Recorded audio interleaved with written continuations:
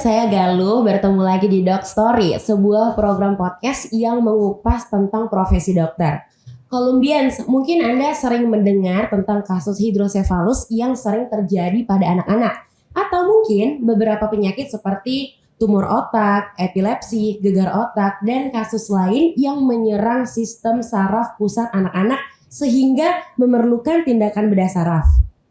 Tahukah Anda, sebenarnya ada profesi dokter spesialis bedah saraf yang mengkhususkan diri dalam menangani dan menjalankan tindakan bedah kepada pasien anak. Nah, sekarang di hadapan saya kali ini udah ada dokter inspiratif, dokter spesialis bedah saraf pediatrik atau bedah saraf anak yang berpraktik di Rumah Sakit Columbia Asia Medan. Selamat datang untuk Dr. Abdurrahman Mousa, MCAT Neurosurgery, spesialis bedah saraf konsultan anak di Doc Story Columbia Asia. Halo dokter, apa kabarnya nih? Alhamdulillah sehat-sehat. Alhamdulillah baik ya dokter Mousa ya. Dan senang banget ya karena kali ini dokter mau diajakin ngobrol barengan sama Galuh dan untuk menyapa para Columbians. Oke, nah apa kabar dokter, sehat ya? Alhamdulillah sehat. Alhamdulillah sehat. Dan sekarang mungkin pertama-tama yang pengen Galuh tanyakin ya sama dokter. Siap. Kenapa nih dokter memilih subspesialisasi anak? Nah jadi kalau kenapa saya ngambil ini memang secara sejujurnya ya, ini suatu bagian pada anak-anak ini kayak sepertinya dipinggirkan karena kan beberapa penyakit kami ini di menengah ke bawah kan, jadi tidak terlalu diperhatiin. Jadi saya rasa kasihan lah, saya rasa mesti saya tanganin lah biar lebih optimal karena di daerah Medan sendiri pun sangat jarang yang mau ngambil subspesialis ini. Oke, nah tapi sebelum dokter menjadi dokter spesialis itu kan pastinya menjadi dokter umum ya gitu. Nah mungkin boleh dong dok dikasih tahu nih sama para Columbians pengalaman dokter yang nggak terlupakan tuh waktu masih jadi dokter umum. Kalau masih jadi dokter umum sih saya dulu masih pas dokter umum itu pada saat masih koas ya, kita bilang ya, masa-masa koas itu ya. Masa-masa koas ya dok ya? Ya, masa-masa koas itu yang paling, mohon maaf, yang paling terkenang itu pada saat itu saya di stase forensik. Stase forensik itu di mana stase itu melihat melihat, mohon maaf, mayat ya. Gitu ya. Nah, jadi memang kejadiannya itu memang paling berkesan itu adalah pada saat saya melihat teman saya sendiri meninggal karena kebakaran di MCT, ada namanya tuh MCT, kebakaran di gedung MCT. Itu Gatot Subroto? Enggak, di jalan apa ya? Di jalan, pokoknya di daerah jalan Skip ini, jalan dekat-dekat di Medan. Yang dekat bundaran itu ya dokter? Iya. Nah, jadi dia di situ di kebakaran, jadi teman saya lagi di situ meninggal. Kebetulan saya di situ gitu. Saya ngelihat teman saya sendiri gitu. Ngelihat teman dokter sendiri terbakar gitu. Dia meninggalnya karena dia menghirup asap. Menghirup asap. Karbon dioksida meninggal. Jadi biru badannya. Nah, jadi itu dokter menyaksikan sendiri gitu. Iya. Dan itu gimana dok? Apakah itu diotopsi atau gimana? Tidak, karena pemeriksaan keluarga tidak diotopsi. Jadi kita tahu. Tapi cuman kita yang mengenali ya nih. Ini teman saya nih gitu. Jadi ya pada saat itu emosional juga lah di situ. Nah sekarang kita sedikit throwback dulu ya dokter ya. Nah untuk dokter sendiri nih, ini apakah emang cita-citanya mau jadi dokter atau gimana tuh? Enggak. Emang awalnya pengennya jadi apa tuh dok sebenarnya? Ya sejujurnya saya pengen jadi dulu aja saya ambil psikotes aja, saya ngambilnya tuh mau jadi orang bankir gitu. Nah, pokoknya kerja di bank lah. Saya rasa bagian keuangan deh, keren banget gitu. Cuman ya pada saat detik terakhir, pada saat saya mau ambil dulu namanya SPMB ya, namanya sih, disuruh mama aja, udahlah coba aja dulu dokteran, coba aja, ini demi mama aja. Ternyata berhasil ya? Ya alhamdulillah. Alhamdulillah. Nah sekarang kita juga bakal tanyakin ya soal tadi kan dokter udah kasih tahu kalau misalnya kenapa memilih subspesialisasi pada anak gitu. Nah mungkin ada nggak dok alasan lain mungkin yang dokter tangani deh terakhir kali ini, kasus apa sih dok gitu? Jadi rata-rata kasus yang saya tangani itu adalah pasien-pasien dengan penyakit bawaan, penyakit bawaan dari lahir ya. Bawaan dari lahir gitu. Contoh ya, ini yang baru-baru ini saya kerjakan adalah pasien dengan benjolan di punggung sudah dari lahir, tetapi keluarga nggak berani dioperasi, jadi kita baru operasi sekarang dengan penyakit namanya lipomyelonikel. Jadi lipomyelonikel benjolan di belakang saraf itu nempel Oke. ke belakang. Jadi akibatnya pasiennya saat ini sulit tuh buang air kecil karena digangguan buang air kecil. Tapi jalannya pun udah mulai agak mana saya bilang, jalannya pun tidak normal lah kasarnya gitu. Okay. Nah, itu umur berapa tuh dok?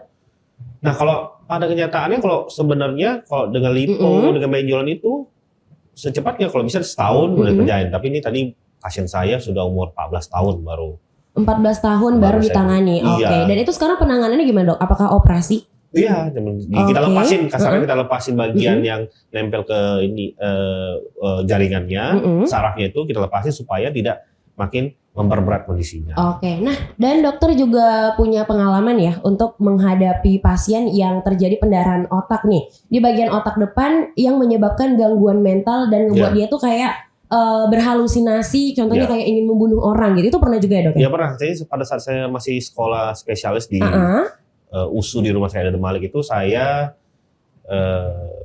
lagi jaga di ruangan jaga di ruangan itu pasien itu pos operasi di bagian depan, jadi pendarahan di bagian depan. Nah, jadi depan itu adalah bagian di mana pusat pengontrol emosional dan pusat kontrol di mana untuk cakap kita, ya.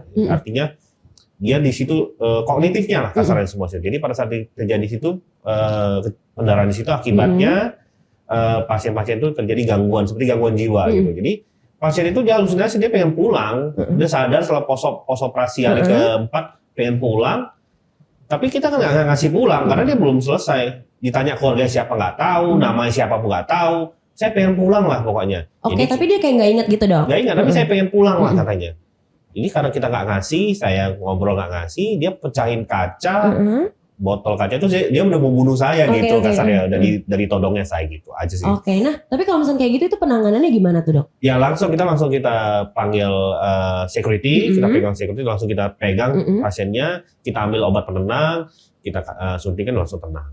Oke, itu berarti dia setelah operasi harusnya melakukan ada mungkin kayak dicek dulu lagi kapan dia boleh pulang, itu tunggu dulu gitu ya dok ya? Iya, baik. Jadi sesuai dengan protokol yang kita buat itu adalah kita pasti sebelum kita pulang operasi kita pastiin dulu dengan benar nih pasien bisa pulang atau enggak. Tapi memang tetap ada ada scoringnya. Nah, apakah dia bisa dirawat sendiri atau tidak? Nah, kita pasti ada scoringnya. Oke, tapi kalau misalnya sampai berhalusinasi gitu dok, itu kan pastinya membahayakan gitu kan. Membahayakan. Tapi itu bakalan bisa sembuh total nggak sih dok? Nah, jadi jawabannya adalah target kita untuk operasi otak itu apa sih? Targetnya sih sebenarnya mohon maaf ya Bu, kalau untuk pasien stroke atau apa beneran bukan untuk sembuh ya, tapi untuk mendekati normal gitu targetnya. Jadi kalau misalnya pasien-pasien sudah halusinasi itu bisa sembuh total nggak? Tidak sembuh total, tapi minimal dia bisa fungsional di society-nya dengan baik. Oke, dan pastinya lebih baik juga ya dokter ya. Nah kalau untuk kasus life changing nih yang pernah dokter alami gitu, yang membuat dokter terpengaruh secara emosional, ada nggak sih dok? Jadi kalau secara emosional terpengaruh itu life changing saya itu memang sejujurnya pada saat saya ambil bedah saraf anak, ya kita ambil bedah saraf anak ini saya ambil. Kenapa kita ambil? Karena setiap pasien hidrosefalus itu selalu pasang selang, pipisan namanya. Nah itu apa efek sampingnya? Karena selang itu tidak bertumbuh, kita operasi per 7 tahun sekali. Nah, jadi kebetulan saya kan keluar ke luar negeri, saya ambil velo ya namanya, velo operasi, namanya endoskopi untuk pasien-pasien hidrosefalus. Nah, sekarang kita punya option baru untuk pasien-pasien tertentu, kita bisa jalan sekarang tanpa pasang selang. Jadi itu guru saya ngajarin, jadi saya tertarik banget, makanya situlah masuk saya bedah saraf anak. Dan itulah tadi dia alasannya juga ya dokter ya. Nah kalau misalnya untuk dokter sendiri nih, mungkin pernah nggak mengalami, karena kan namanya juga anak-anak, biasanya kita kan agak suka sedikit, aduh ini kayaknya nggak tega banget nih untuk ngatasinnya gitu, pasti pernah kan ya dok ya. Nah itu kasus yang seperti apa sih dok yang mungkin dokter rasain gitu? Kalau dibilang nggak tega udah nggak mungkin lah. Kalau nggak tega saya nggak mungkin saya bisa pelaku tindakan. Saya mesti tega, gimana pun mesti tega. Tetapi dengan artinya kita mesti jelaskan pada kondisi orang tuanya bahwa kita tindakan operasi ini salah satu jalan untuk mencapai kesembuhan. Oke, tapi pastinya kita kepo juga nih soal tantangan dan juga hambatan yang biasa dokter hadapin. Nah, gimana tuh dalam menangani pasien-pasien dokter yang bisa dibilang tuh masih anak-anak gitu ya? Ya. Jadi yang hambatan itu bukan pada pasiennya ya, lebih tepatnya ya, tapi adalah pada orang tuanya. Pada orang tuanya. Oke, kenapa tuh Jadi, dokter? Jadi kalau terkadang ya kita sebagai orang tua kita mau melihat pasien anak saya mau dioperasi nih. Nah, disitulah tantangan kita sebagai seorang dokter yang khusus pada anak-anak. Kita mesti bilang sama keluarga pasien bahwa ini target kita ini, tujuan kita ini, dan itu step by step. Oke, nah tapi pasti pernah nggak dok ada mungkin beberapa orang tua pasien anak gitu yang dia tuh nggak mau untuk anaknya dioperasi? Oh sering. Sering. Nah itu gimana sih dok tanggapan dokter atau gimana sih cara dokter meyakinkan untuk ya anaknya pasti bakalan baik-baik aja gitu, ditangani sama orang yang tepat juga? Ya, kalau memang saya udah selalu jelaskan dengan step by step. Saya selalu jelaskan foto, saya tunjukkan pasien ini operasi ini dan ini bisa terjadi A, B, C, D. Saya selalu jelaskan dengan runut dan ini. Tetapi memang terkadang saya mohon maaf ya, kita masih di Bank Indonesia masih menganggap bahwa pengobatan alternatif lebih baik karena dengan ya kan artinya dilakukan pengobatan alternatif itu tidak dilakukan apa-apa gitu. Iya, benar-benar. Hanya untuk menyenangi hatinya, jiwanya sendiri. Oke. Nah, tapi kalau misalnya ngomongin soal kasus saraf nih yang paling sering terjadi pada pasien anak yang dokter hadapin itu apa dok? Penyakitnya apa tuh namanya? Paling sering itu adalah saat ini kalau untuk umur ya, sesuai umur, kalau misalnya bayi baru lahir tuh hidrosefalus sama benjolan di belakang itu spina bifida, itu paling sering. Oke, hidrosefalus. Dan tetapi kalau udah mulai agak dewasa sedikit, saya sering menghadapi pasien rata-rata trauma pada anak-anak, sering karena jatuh dari tempat tidur atau naik sepeda jatuh, atau yang lagi ngetren ini sekarang nggak tahu kenapa tumor anak udah mulai makin tumor anak. Oke. Nah, tapi kita tadi dokter juga udah nyebutin namanya hidrosefalus ya. Mungkin boleh dong dok kasih tahu juga sama para Colombians nih ya, hidrosefalus itu apa sih sebenarnya? Nah, hidrosefalus itu adalah suatu kelainan di mana cairan otaknya itu bertumpuk di dalam sistem ventrikal atau dalam namanya sistem alirannya di dalam otak. Nah, biasanya kalau kita secara analoginya, misalnya produksi cairan 500 cc, maka diserap 500 cc, mesti begitu kan? Nah, pada hidrosefalus itu terjadi beberapa penyakit lain. Jadi yang mengakibatkan adalah produksi 500 cc, maka absorpsinya itu setengah 250 cc. Kita anggap setengah 250 cc. Maka pasti ada sisa kan 250 yang di tengah itu residunya. Itu tiap hari bertambah. Nah, disitulah penyakit hidrosefalus. Itu membuat hidrosefalus itu akan membuat apa dibilang ya, sosial ekonomi yang sangat berat. Karena apa? Karena kalau tidak ditangani dengan baik, pasiennya ya nggak bisa ngapa-ngapain. Jadi ya mohon maaf ya, IQ-nya rendah, burden juga untuk orang tuanya. Dia mohon maaf kalau di luar negeri itu dia nggak bisa jadi taxpayer gitu-gitu. Oke, tapi kalau misalnya untuk hidrosefalus tuh, itu dia bawaan lahir atau gimana dok? Atau ada pengaruhnya nih sama waktu pas mengandung? Betul sekali. Jadi hidrosefalus itu kalau pada anak-anak rata-rata karena bawaan lahir. Iya. Dan itu biasanya dikarenakan kekurangan asam folat pada saat hamil. Jadi kita ini kalau kita lihatlah secara sekilas pada orang tua keluarga kita ke dokter itu pas kapan? Kalau pas hamil itu pas kapan? Kita kalau pas mau USG gitu ya biasanya. Kalau kita tahu itu kapan? Sebulan kan? Saya udah telat nih sebulan. Baru kita datang ke dokter kan? Benar. Benar nggak di situ kan? Nah, kalau di luar negeri itu nggak bisa gitu. Di Amerika itu asosiasi kebidanannya itu sudah memberikan asam folat setelah post-menarche. Post maksudnya mens pertama. Jadi asam folat itu sangat berguna, murah, bisa mencegah penyakit-penyakit bawaan lahir terus menurunkan insidensi 90% dan untuk pria sendiri itu meningkatkan kesuburan malah. Berarti berpengaruh sama ibunya waktu pas mengandung berarti ya? Jadi kalau kita makanya saya kalau misalnya pasien-pasien yang hidrosefalus dia mau punya anak lagi, punya adik lagi, boleh, tapi dengan catatan minum dulu asam folat selama berapa bulan sebelum melakukan konsepsi atau melakukan hubungan seksual gitu. Oke, nah tapi kalau misalkan untuk penanganannya gimana tuh dok untuk penyakit hidrosefalus sendiri? Nah, jadi penanganan hidrosefalus itu sangat ada beberapa ya. Mm-mm. Jadi kita bisa kalau memang pasien-pasien yang biasanya yang sudah dari lahir pasti terjadi gangguan itu pasti ada masalah, makanya kita lakukan ada namanya endoskopi. Ya kita buat jalan baru namanya, atau kita pasang selang pipisan itu yang seumur hidup. Oke, itu tadi untuk penanganannya dok. Iya, iya. Nah sekarang kita bakalan eksplor mengenai tumor anak yang kata dokter itu makin banyak ya dok ya? Iya, makin banyak. Nah itu gimana tuh dok? Nah, jadi kalau tumor pada anak itu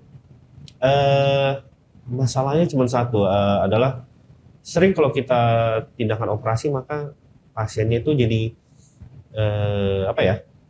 terjadi penurunan ya. Jadi ya karena apa? Karena kan pada saat umur segini kan otak itu kan lagi berkembang sangat ini, dan kita ganggu, kita ambil tumornya. Tapi kalau nggak kita ambil tumornya, kondisi makin lama makin turun.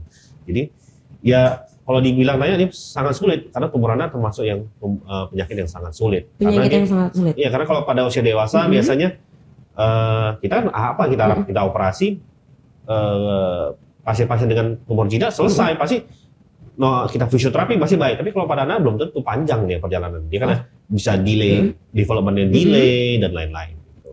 Tapi kalau untuk penyebabnya nih dok, apa tuh biasanya? Nah sampai detik ini kita penyebab cancer apapun itu adalah sporadis, artinya tidak tahu kita kenapa. Cuman kita hanya bisa melihat resikonya, misalnya anak-anak ini sering kena radiasi, ya kan, tapi kan sangat sulit. Sangat sulit benar-benar. Ya, sangat sulit. Misalnya atau dia ada contohnya, ada satu pasien dia kerokok 20 tahun, tapi dia nggak apa-apa. Nah, ada satu pasien 10 tahun dia kerokok udah langsung kanker paru. Jadi sangat banyak, kompleks jadinya. Kompleks ya dok ya. Iya. Tapi ada kemungkinan nggak dok kalau misalkan itu tuh terjadi karena keturunan? Ya, Bisa termasuk jadi. ada gennya, termasuk ada gen. Tetapi gen itu hanya berapa persen, gitu, nggak terlalu banyak. Gitu. Oke, tapi kalau misalkan untuk potensi sembuhnya dok, apakah itu rendah? Nah, jadi tumor anak itu luas ya. Yep. Jadi banyak ya tumor anak pada otak anak itu luas ya maksud saya. Jadi kalau memang pasien-pasien dengan tumor anak jinak yang superficial, maksudnya permukaan pada otak, kita operasi dengan baik, bagus sembuhnya. Cuma terkadang ada pasien yang kita operasi malah terjadi gangguan hormonal. Jadi kita nggak bisa sendiri nih. Saya nggak bisa sendiri. Saya mesti panggil teman-teman saya, ya dokter anak yang khusus saraf dan atau dokter anak yang khusus endokrin untuk apabila menangani tumor ini. Oke, nah sekarang kita beralih ke gegar otak ya dok ya. Nah mungkin dokter boleh jelasin juga itu sebenarnya gegar otak itu penyakit apa sih dok? Nah, gegar otak itu kadang-kadang penyakit karena cedera pada kepala. Cedera pada kepala? Ya, pada anak jatuh, misalnya jatuh atau dia, mohon maaf terbentur gitu-gitu aja. Oke, berarti trauma pada anak itu sebenarnya bisa sebahaya itu ya dok? Ya jadi bahayanya itu adalah ini kan anak-anak prosesnya ini kan masih, mohon maaf ya, tulangnya itu nggak terlalu kuat kayak kita kan. Benar-benar.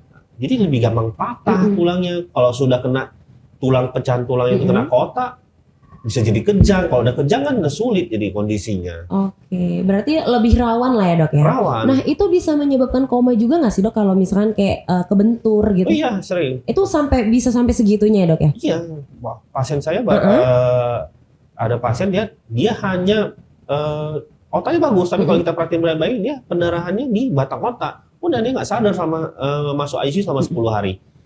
Oke. Nah tapi kan kita pernah tahu juga ya kalau yang namanya anak-anak itu kan masih aktif-aktifnya ya dok ya. Berarti bergerak ke sana kemari sampai dia jatuh gitu. Nah waktu pas jatuh itu dia kayak enggak nangis gitu dok. Itu apakah berbahaya atau enggak? Soalnya pasti mungkin orang awamnya pernah ngedenger ya katanya kalau misalnya anak-anak tuh dia pas main-main gitu. Kalau misalnya dia nggak nangis udah itu nggak apa-apa kata gitu. Nah itu gimana tuh dok menanggapinya? Anak-anak ini kalau kita gimana kita bilang ya? Kalau kita lihat pada saat anak-anak jatuh pertama kali, dia shock. Dia masih menerima, ini apa ya? Nah, seperti itu. Jadi kalau dibilang itu nggak apa-apa kalau nggak nangis, malah mesti langsung bawa ke dokter. Kita mesti lihat matanya, kita mesti lihat kalau memang perlu kita foto. Saya lebih menganut apabila ada cedera kepala, cedera pada kepala, saya lebih menganutnya kalau bisa scanning aja, nggak ada masalah. Saya foto aja kan nggak ada salahnya. Oke, jadi langsung kayak diperiksa secara lebih lanjut gitu ya dokter ya? Iya, lebih baik kita bilang ini fotonya normal daripada kita nggak tahu sama sekali ini apa. Oke, jadi mendingan dicek secara langsung. Nah, tapi tadi dokter juga udah nyebutin bisa tuh kalau misalkan kayak trauma itu menyebabkan yang namanya koma ya. Iya. Nah, itu sebenarnya kondisi koma itu kayak gimana sih, Dok?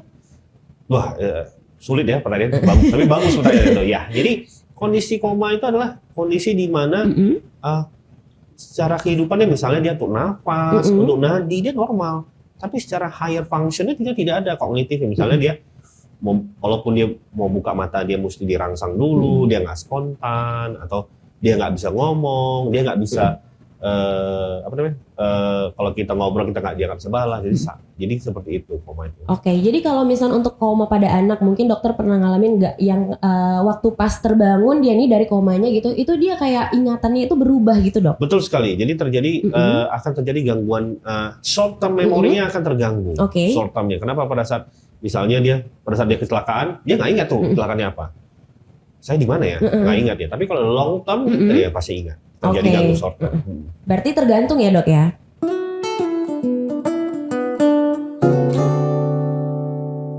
Nah, sekarang kita bakalan ngobrolin soal pengalaman dokter nih waktu fellowship ke Uganda. Nah, gimana nih, Dok, kondisi dunia medis atau kedokteran di Uganda? Apakah kualitas-kualitas dokter itu bagus, menarik, dan lain-lain? Mungkin dokter boleh dong sharing nih sama Colombians. Jadi kalau dibilang kualitas dokter kita itu baik ya, masih oke, gak ada masalah. Saya yakin kan dokter Indonesia ini sangat di luar negeri bisa sangat bersaing ya. Karena saya sendiri ke Uganda sendiri, saya belajar dengan teman saya dari Amerika. Ya sama, saya nggak perlu banyak adaptasi, ya semua biasa, no problem. Tetapi memang perbedaannya adalah kalau di Uganda itu dia orang datang sakit nggak bawa KTP pun dibayar gitu, kasarnya gitu, free, memang dia free. Jadi kelebihannya sana kalau di dokter di sana dia nggak mikirkan pasien berapa, kan dia digaji, dia per bulan digaji berapa. Jadi yang penting dia lakukan tindakan operasi apapun gitu. Nah tapi kalau misalnya untuk sumber daya dan juga teknologinya gimana tuh, Dok? Nah sama, nggak ada masalah karena kan Uganda itu dianggap masih kayak kita ya, negara dunia ketiga ya, maka dia dapat bantuan-bantuan dari Amerika tuh. Lengkap, alatnya lengkap, alhamdulillah lengkap semua, hampir sama kayak di Indonesia. Hampir sama ya, Dok ya. Terus kalau untuk pengalaman dokter selama di Uganda gitu, apa nih, Dok? Mungkin ada beberapa pengalaman yang nggak bisa dilupakan nih. Yang nggak bisa saya lupakan di Uganda itu adalah kalau orang sana ketemu pasien dengan mohon maaf HIV, biasa aja, udah kayak biasa aja, karena udah biasa bagi orang itu. Tapi kalau orang tuh ketemu orang kayak penyakit kayak Ebola, baru dia orang tuh agak takut gitu ya, Dok? Takut ya. Jadi saya udah pernah pasien saya di sarang Ebola udah pernah, yang karena makan monyet itu udah pernah. Terus yang kedua, pengalaman saya kalau saya pada saat saya jalan sana itu dukunnya lebih canggih. Anak-anak yang demam, dia ambil jarum suntik, dia masukin ke otaknya sini, set gitu, berani aja gitu. Iya, dukunnya lebih sadis, dukunnya masukin. Kayak gitu lah akibatnya hidrosefalus pasien-pasien. Nah tapi nih ngomong-ngomong soal dukun ya, Dok ya, katanya pernah nanganin pasien yang tangannya itu busuk. Iya. Karena itu awalnya dibawa ke dukun gitu. Nah jadi, itu gimana tuh, dokter? Itu dulu pada saat saya masih praktek ya, bukan praktek ya nih, saya waktu jaga klinik. Jaga klinik saya ingat tuh. Jadi pasien itu dia hanya minta foto sama saya. Foto, Dok, minta tolong foto dong. Untuk apa? Untuk apa? Saya jatuh nih. Memang tampak patahnya di sebelah sini. Lumayan ini patah. Oh ya silakan aja saya foto. Nanti ke dokter ini ya, ke dokter bedah tulang ya. Dia bilang, enggak, Dok, saya mau ke guru singa itu. Ke dukun patah itu ya, dokter ya. Jadi dia cuma mau bersubahat tadi. Ini cuma mau difoto, habis itu dia bakalan ngebawa hasilnya itu ke sana gitu. Iya, jadi bawa ke sana, foto, diobatin deh. Itu balik lagi saya 2 minggu lagi udah busuk. Udah busuk. Berarti setelah itu dia setelah udah gagal gitu bisa dibilang ya, terus dia balik lagi ke dokter gitu. Terus saya tanya kenapa nggak dituntut itu? nggak berani dong orang pinter. Oh iya, benar. Jadi saya orang apa ya? Iya Saya bilang kayak benar. gitu. Banyak ya tapi ya kasus orang Indonesia Sama-sama. tuh yang kayaknya dia tuh pengobatannya alternatif dulu gitu ya dok Iya, ya. benar sekali. Nanti udah gagal baru ke dokter gitu ya. Iya. Nah, terus kita bakal ngebahas juga soal yang mungkin kita pastinya tahu ya dok ya. Banyak banget nih orang-orang Indonesia yang kalau dia sakit itu dia pasti tuh berobatnya kayaknya ke negara tetangga. Nah, Nah, itu gimana tuh menurut dokter? Apakah memang kualitas untuk pengobatan Indonesia tuh nggak semaju kayak di negara tetangga kita? Apa gimana dok? jadi kita ngomong secara faktor ya. Oke. Oke. Nah, di Indonesia ini sendiri apa sih masalahnya? Kenapa kalau pengobatan kita tuh agak lebih mahal daripada mohon maaf kita buka aja di Malaysia Di sendiri. Malaysia, oke. Kenapa? Karena pertama, Malaysia sendiri itu dia membuat masuk alat-alat kesehatan tuh 0% dia nggak bayar. Kalau mau beli impor itu nggak bayar. Kalau di sini kan pajak barang mewah. Jadi pasti orang perlu balik modal kan lebih mahal. Itu pertama logika. Yang kedua, dokter di sini rata-rata ya, nggak, kalau di Jakarta itu udah mulai tuh, saya lihat tuh udah mulai digaji tuh, itu udah keren banget Jakarta. Kalau di sini, mohon maaf di Medan sendiri pun ya, rumah sakit Columbia lah yang buat gaji residen. Nah itu bagus banget menurut saya, itu bagus. Nah tapi kalau rumah sakit lain itu tidak, dia kan gaji pay per patient. Akibatnya apa? Pihak dokternya yang mikirkan patientnya aja gitu. Coba kalau misalnya kita gaji segini, kita taruh di rumah sakit ini. Dokternya kan mesti duduk jam 8 sampai jam 8 sampai jam working hours lah. Dia mesti duduk di sini. Dia nggak kemana-mana. Akibatnya apa? Duduk secara tim. Saya kan udah pernah juga ke Malaysia, sampai sana apa sih kelebihannya? Orang itu komunikasinya oke. Kenapa komunikasinya oke? Dia punya satu tim leader. Tim leadernya nggak perlu spesialis, dokter umum aja. Duduk sama apa yang Anda perlukan. Anda sakit apa? Oke, sakit apa? Diperiksa sama dokternya. Dokter spesialis itu dia nggak ada ngomong apa-apa. Tunggu tim leader yang ngomong. Jadi kerjasamanya. Iya benar-benar. Di situ kelebihannya. Padahal, mohon maaf ya, beberapa senior saya, pasiennya balik juga ke saya, ujung-ujungnya udah operasi di Pineng, balik lagi ke Columbia, dioperasi juga di sini. Sama aja. Berarti sebenarnya sama aja dok ya? Cuman masalah utamanya memang di Indonesia ini mungkin karena belum dibayar gaji. Kalau menurut saya ya mesti digaji. Jadi dokter tuh perlu, di mana-mana ya sebenarnya dokter tuh perlu kepastian. Benar-benar. Kepastian, maksudnya segini nih gajinya nih, udahlah tenang aja, dia mau ngapain dia, nggak usah keliling-keliling lagi kan, kasarnya gitu. Oke, nah jadi itu dia tadi Colombians, tapi kita masih belum selesai. Jadi buat Colombians yang penasaran kira-kira gimana selanjutnya percakapan Galuh sama Dokter Mousa, jangan kemana-mana.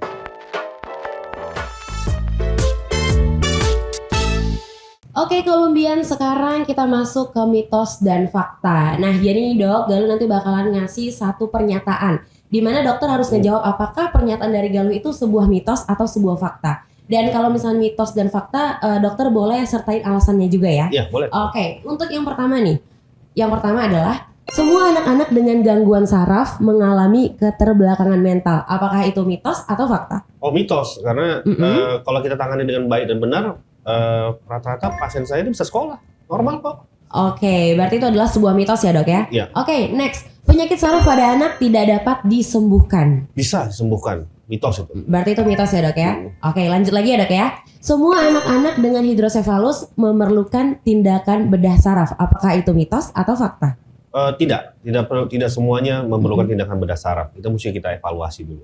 Oke, berarti harus dievaluasi dulu ya dok ya? Betul. Oke, next. Terapi alternatif seperti akupuntur atau herbal dapat menyembuhkan penyakit saraf. Apakah itu mitos atau fakta? Dengan skala berat itu sangat mitos karena saya tidak percaya. Oke, mitos ya dokter ya. Oke. Tidak ada obat herbal apapun yang bisa menyembuhkan penyakit saraf. Penyakit saraf ya dok. Tidak. Oke, nah ini dok sebelum kita closing ya untuk hari ini, mungkin dokter boleh kasih tahu nih kayak pesan-pesan untuk para Colombians dalam menjaga kesehatan saraf. Apa tuh yang harus diperhatikan? Jadi yang paling penting adalah, walaupun saya tidak bisa menjalani sendiri ya, adalah olahraga. Olahraga dalam waktu seminggu minimal kena sinar matahari. Itu juga penting. Vitamin D itu juga sangat baik untuk saraf kita sendiri. Oke, jadi untuk para Colombians jangan lupa untuk menyempatkan waktu untuk olahraga ya dokter ya. Iya, benar sekali. Nah itu dia tadi Colombians hasil ngobrol kita barengan sama dokter Mousa. Dan terima kasih ya untuk dokter. Dan semoga obrolan singkat kita kali ini tuh bukan hanya memberikan inspirasi, tapi juga wawasan tentang kesehatan saraf dan tidak kalah pentingnya mengenal dokter Mousa secara lebih dekat. Sekian dari saya Galuh undur diri. Sampai ketemu di episode Doc Story berikutnya. Jangan lupa untuk like, comment, subscribe, dan share channel Rumah Sakit Columbia Asia. Salam sehat!